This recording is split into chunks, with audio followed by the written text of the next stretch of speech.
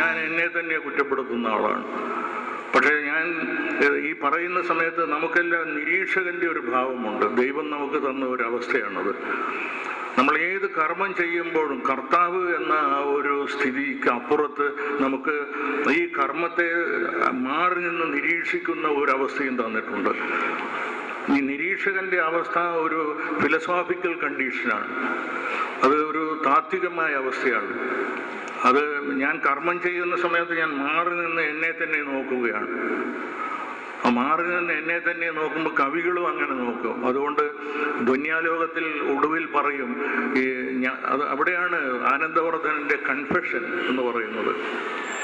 Every true literary critic will sometime or other indulge in this sort of confession. ഞാൻ ഈ ചെയ്യുന്നത് ഉണ്ടല്ലോ, അതിൻ്റെ പരിധിയും പരിമിതിയും ഇതാണ് എന്ന് സ്വയം സമ്മതിക്കും. അത്